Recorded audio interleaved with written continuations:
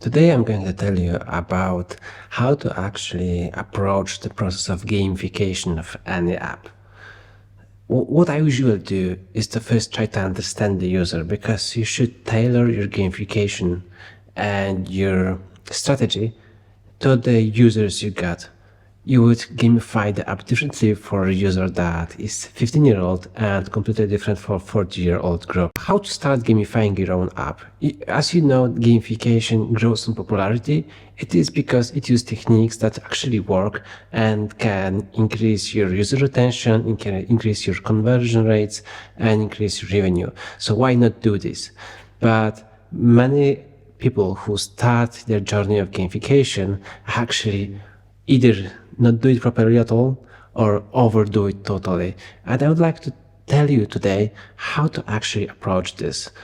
So first of all, think about your users. Who are they? And actually how they are feeling when they are using your app, and how you want them to feel, because gamification is some kind of emotional transition from one state to another. You need to know both ends of the equation to actually be able to create a good strategy. So if you know your users, if you know what you want them to feel, you want them to achieve, you want them to act on, then you can pick the gamification techniques that work best for you. But I want to give you a couple of general rules how to move forward with that. First of all, usually you gamify some sort of user action. And the general rule of thumb is to make those actions as small as possible. Don't try to gamify a process that takes 20 or 30 seconds for users to do. Focus on 2-second behavior, like pressing a button, maybe pressing a button and filling a little bit of text, but not much more.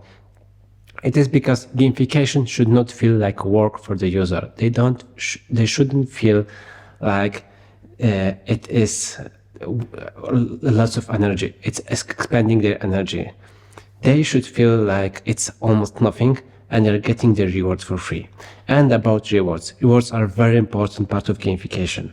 So think about them from the very beginning, not in a way of, giving people gifts, but in a way of actually acknowledging and showing to users that they got something, that they have done something. Even smallest action counts. Even opening the app counts. Reward after almost every action at the very beginning. Be very generous in the rewards, because it costs you almost nothing. But some users really care about small elements of being noticed for their actions. It's like in real life. You really focus on small improvements and reward them. This is how you build habits for users. And the third thing I wanted to mention is that you really should consider providing to users, and this is a general, very, very broad mistake, you should provide multiple ways of being able to see my own progress as a user. So typically, app creators gamify the experience by providing, for example, user level and progress bar of their user level. So you score points, your level progresses, and that's it. And actually that's not enough. That's way from being enough. Users need multiple ways to get the rewards from. And I'm not telling now about notifications, but about them consciously looking for something that they can improve on in a very limited amount of work, with very limited amount of work. For example, small tasks could be gathered into daily goals or challenges, or maybe bigger challenges that by accident user will discover. So the power of having multiple ways of progress, maybe it's my level, maybe it's my heart of progress, maybe it is challenges I won, maybe this is badges I got, maybe this is a different background I uncovered, different skin I got. Multiple ways of winning is very important gamification.